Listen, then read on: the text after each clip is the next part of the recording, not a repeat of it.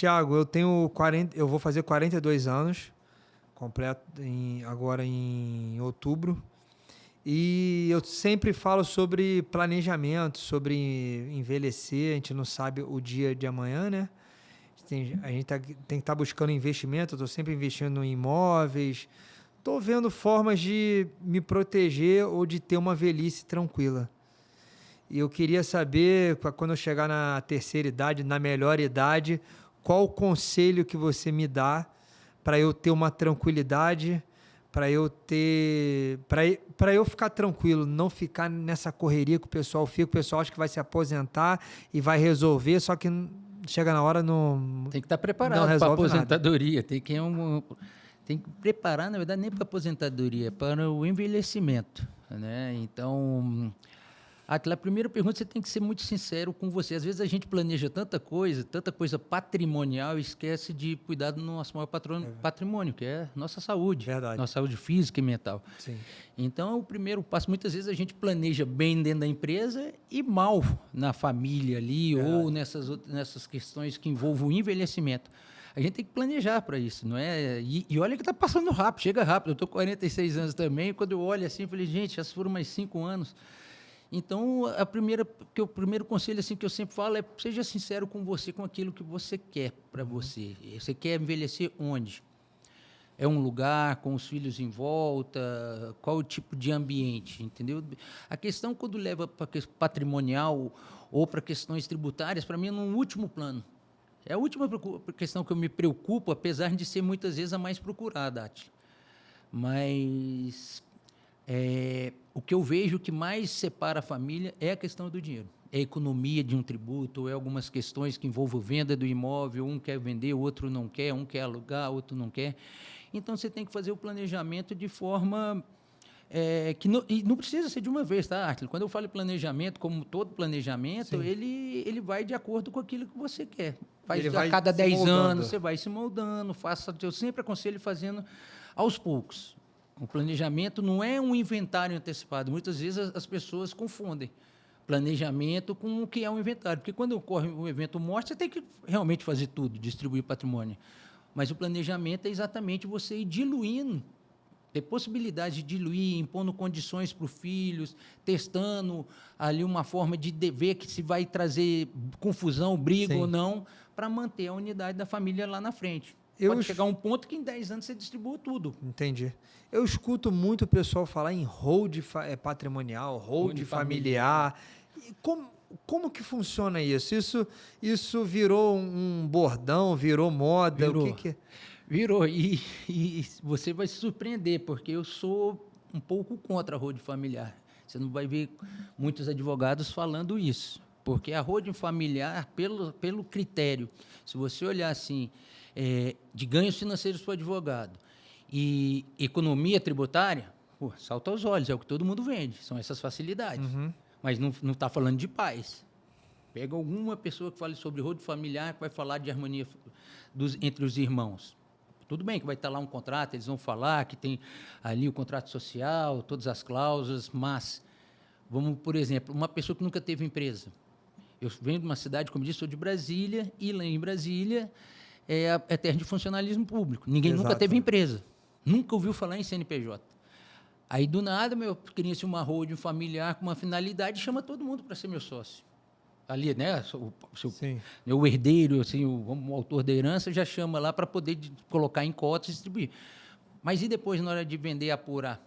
Tudo bem que todo mundo vai ter mas se não tem dinheiro em caixa, a tomada de decisões diária na falta, vai ser quem? Então, acaba que pode arrumar um problema para quem não tem estômago para aquilo. É muito mais fácil, às vezes, você doar em vida, pronto, toma esse apartamento, toma esse aqui, vamos supor no mundo ideal, tudo igual. O problema é seu, se vira. Acabou. Cada um faz o que quer. Porque você não precisa ficar administrando 1, 2, 3, 4 pessoas. Um quer vender, um não quer vender. Vai valorizar, não vai valorizar. Como é que está ali, ligar para contador e tudo mais. Tudo depende do que você quer. Você resolve o problema. Uma doação ou testamento. A diferença de um produto como é feito em vida, outra é na morte. Ali, as condições, quem vai ficar com o quê. Mas eu sou sempre muito a favor de se iniciar uma conversa. E muito que o escritório propõe, o Atila, é ser esse interlocutor, esse mediador ali na família para se chegar a um ponto comum. Primeiro, com base na decisão do autor de querer. Ele tem que querer, porque muitos clientes meus eu vejo que não querem. Falam, não, vai dar tanta dor de cabeça, doutor, que eu não quero mexer com isso agora, deixa para quando eu morrer, que eu não quero ver a briga. Isso me incomoda um pouco. Terrível isso, né? É terrível ouvir isso, porque ele já não se permite ter uma comunicação mais saudável com os filhos. Porque para ele estar falando isso, o diálogo ali já não está existindo. Meu Deus.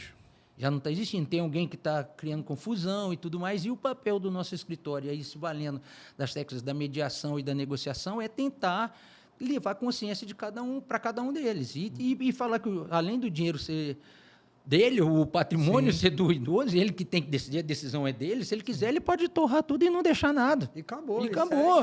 Ele trabalhou, ele fez a vida e cada um tem um ideal, né? Se quiser doar para filantropia. Mas pai, às vezes, tende a tentar ir pela justiça, seguir o que a lei fala. A lei determina que seja de forma igual. Mas isso já está colocado. Se for para deixar mais do mesmo, não adianta. Se o dinheiro é seu, você tem que fazer alguma declaração de vontade sua. E a criatividade, ela não tem fim nesse momento. Você pode colocar cláusulas de impor a pessoa a fazer cursos de finança para saber administrar um valor. Você pode distribuir um carro para cada um, pagar uma conta. Tem 1000 formas de você fazendo aos poucos e testando a conduta deles. Você está entendendo? O planejamento... Fazendo um teste mesmo. Fazendo um teste. É um MVPzinho. Vamos testar aqui. Para você saber se ele tem capacidade, qual o coração de um, qual que é a intenção. Então, não é só a parte de bens, né? A parte emocional também, né? A emocional é a principal. Então, vamos lá. Se eu quiser contratar o seu serviço, o serviço do seu escritório, para eu fazer, eu com 42 anos, é normal ou é normal a pessoa com 50, com 60? Como que é a média? Como que seus clientes se comportam em questão de idade? Qual que é a média para contratar o seu serviço? Normalmente são pessoas idosas, e com a pandemia isso cresceu, porque pela primeira vez o mundo ficou apavorado, vamos morrer ali e tudo mais, e as pessoas ficaram mais atentas, porque querendo ou não querendo, todo mundo passou, eu posso morrer agora, como é que está? É verdade, meu Deus. Então, o que acontece? Um dos exercícios que eu faço para o meu cliente, a primeira coisa é essa, perguntar hoje. Essa é a pergunta que eu te faço. Olha, vamos supor que você morreu hoje. Como é que você acha que vai se resolver? Quais as dificuldades que hoje sua família vai ter? Ninguém está preparado, eu tenho filhos pequenos, eu não sei se... A minha esposa... Eu não preparei ela para viver sem mim, assim, a gente não teve essa conversa ainda. A questão é de consciência, não é na terceira idade. Você falou um termo que eu gosto muito de usar e provocar até os idosos, quando eu faço palestra para idosos, que é falar que a melhor idade, eles ficam bravos. Como é que é a melhor idade? Se eu já tenho 80 anos, eles brincam. Eu falo que a melhor idade é o hoje. É o hoje porque você está tendo a consciência do que precisa ser feito. Então, você me fez a pergunta... Eu falo exatamente essa. Qual é a melhor idade para fazer isso? Quem é que prevê a morte? A melhor idade é agora. É agora. É o agora. Né? E se precaver não quer significar, para o idoso vai ser uma realidade, para você é uma, para o Daniel é outra, para o seu Dário é outra. Tem a ver com patrimônio, mas tem a ver com critério educacional. O que eu quero deixar de legado para o meu filho? Aí vem a palavra legado, que não quer... Aqui eu estou fugindo do que diz o jurídico ali, e indo para a parte material. Então, muita preocupação que os meus clientes têm é perpetuar não só a herança, a parte financeira, mas é deixar os filhos bem. E bem não quer significar só bem de vida. Você está entendendo? Então, eu levo uma palavra... comigo, porque as minhas amizades são pessoas mais velhas que eu. A maioria, 90%. Tem 10 anos, 20 anos, 30 anos a mais do que a minha idade. E esse dia eu estava conversando com um grande amigo, ele tem quase 70 anos, ele falou, Átila, sucesso é individual, cada um tem uma concepção, mas ele falou, guarda uma frase, guarda uma palavra, sucesso é sucessão. E sucessão, quando a gente fala de sucessão, não é sucessão nos negócios, não é sucessão numa carreira, é sucessão num legado, na mensagem que você passou, nos princípios que você passou para a sua família, para os seus filhos, para os seus netos, e aquilo ali vai seguindo. Por quê? Porque a vida é feita de fases.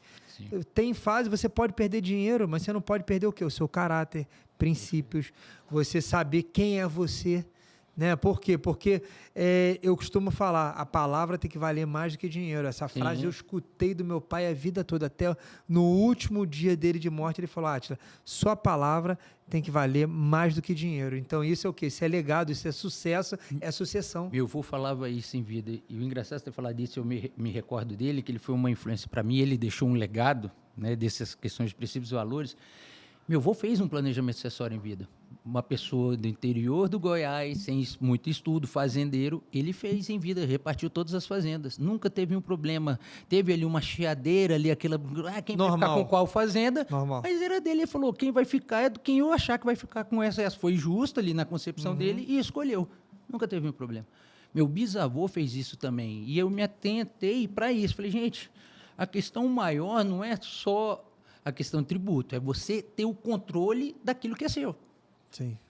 Entendeu? Enquanto você estiver vivo, você ainda tem um controle de poder educar, poder gerar unidade, onde tem desunião. O dinheiro, né? Aí você vê em vários estudos, Bíblia, por exemplo, que você sabe o que causa dissolução, amor ao dinheiro, essa coisa, a prosperidade, o sucesso para mim é medido pela prosperidade, sim, ela tem a ver com paz. Paz. Para mim, a paz é um critério muito grande no sucesso da pessoa. Exatamente. Então, a missão do meu escritório é essa.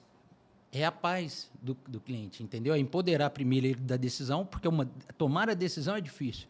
Eu quero fazer o planejamento. Essa é a primeira coisa que é complicado, você plantar isso. Eu quero porque eu preciso, porque pode dar um tipo de desconforto ali na frente.